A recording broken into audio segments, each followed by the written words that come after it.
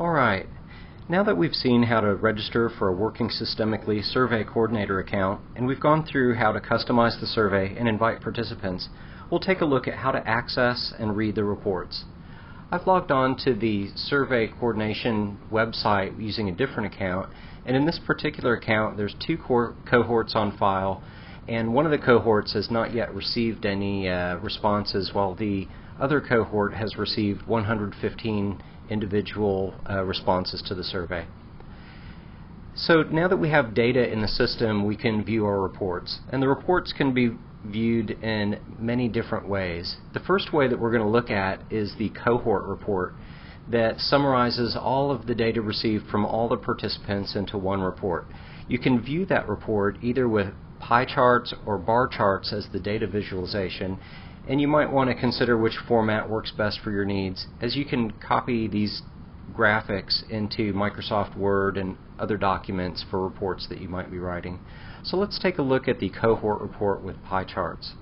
The first thing that we see at the top of the page is the cohort description. This data is from Rightway ISD Fall 2009. It covers the mathematics content area, and there's 115 surveys that are part of this data set. The first couple of questions indicate the state and district that the data is from, and they're all in the same category there. So moving down, the third question we see whether the respondents were from individual campuses or from the district administration, and so you can see that distribution. After that, we start seeing questions that have a pie chart that graphically represents the data, and to the left of each pie chart is a data table showing the data that was received. So in this case, the question asked what role the participant plays in their district, whether they are an administrator or a teacher, and interesting for this question, there was an other option, and so you can see the text that was put in by people who didn't consider themselves part of those other roles as teachers or administrators. For instance, there's some speech pathologists and aides and secretaries. So I'm not going to go through every question, but you can see how quickly the data is made available to you. This data is available instantly after the surveys have been completed by your participants. So all the graphics and all the summary reports are available immediately. Now, as we go down through, you might see that for some questions there are fewer responses on file, and that's because some of the questions pertain just to teachers, and so you'll only get responses from people who indicated they were teachers. And so as you go down here, you can see that instead of taking a lot of time to compile the data to find that meaning in the data, you can immediately turn your attention to trying to find out information about the participants and where they're at as far as different aspects of working systemically. For instance, this question asks if teachers in the district communicate to students and parents that the #1 priority is that students become proficient in the state standards for the content areas. And so in this case we see that that's very true for 66 of the respondents, and only a few, 3 of them, answered that that was not true of us. So that might be something to follow up on, but at a glance we can get a good idea of the distribution of the data for all of these different questions. So I'm going to go back up to our main menu for the survey administration site and click on the bar charts link just to show you that that same data is going to appear in a bar chart format. Some people like this and its ability to compare the different portions in kind of a horizontal setup. In addition to the cohort reports, you can view the data on individual reports. So if we click on this link for 115 individual reports, what we see here is a row that represents each of the participants.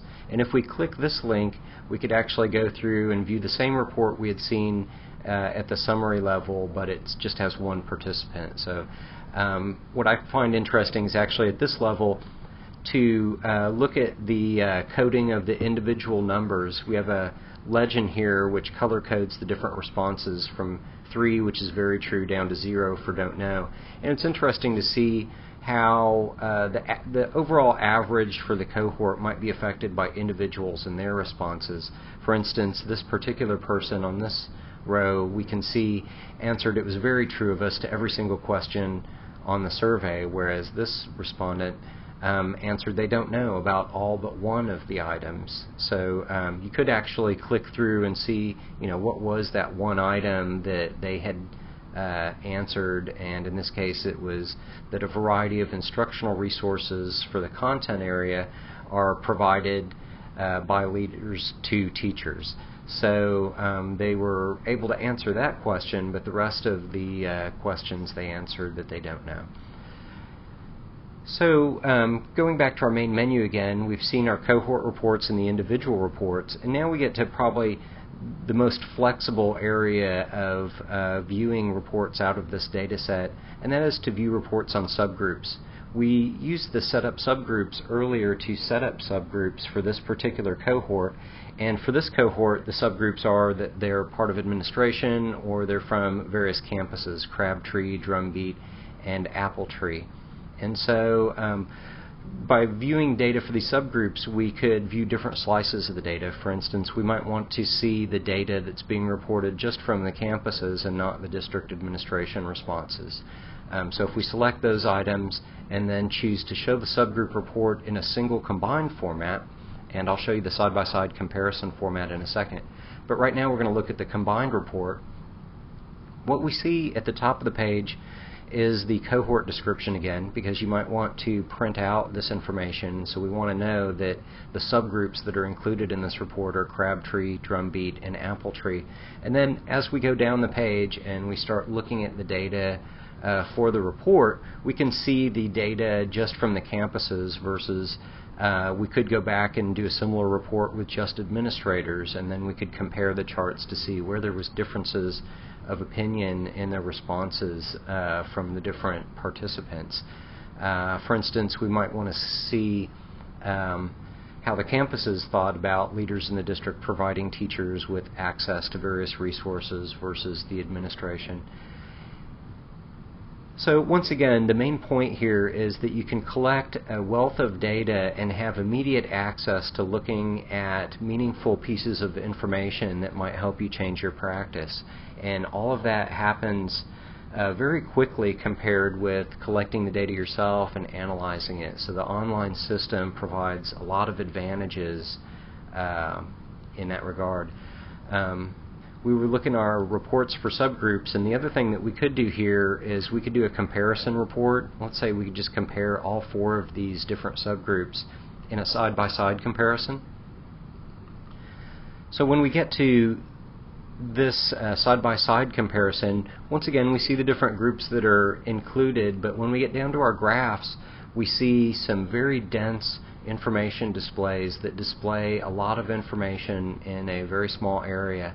What we see in each of these multicolored bar graphs are that each of the columns represents one of the subgroups. So this column is from the administration versus Crabtree, Drumbeat, and Appletree. And so you can see how the distribution of responses is very different from school to school. For instance, if we scroll down to this particular question, we can see that there's a lot of purple response in 3 of these bars, which means very true of us, but for the Crabtree, somewhat true of us was the main response. So if we look at the question, leaders in the district communicate to all staff that the #1 district priority is that students become proficient in the state standards for the content area. 3 of the 4 groups are indicated that that's very true, but 1 group, no one responded that way. So that might be something to follow up with Crabtree. Even though looking at this data set, we can see that the Crabtree responses are from only 3 people, so there might be less of a complete distribution of responses when there's so few responses from one of the groups. One thing that's also interesting about this graph is that the only group that answered not true of us was from the district administration. And so that's kind of interesting that that particular group was the only one that said it's not true of us that leaders in the district communicate to school staff that the number one district priority is for schools to become proficient in state standard content areas. So once again, I'm not going to go through every question that we have here, but the point is to be able to quickly have some insight into what the data is telling you about what's going on in the districts and the campuses and the various subgroups that you choose to use when you set up your Working Systemically survey. So I'm going to go back to the main menu one more time. We looked at the cohort report or individual reports and the subgroup reports. The one other thing that's available from this menu is a tab-delimited text file of the data in case you'd like to look at the data yourself and be able to analyze it in other programs.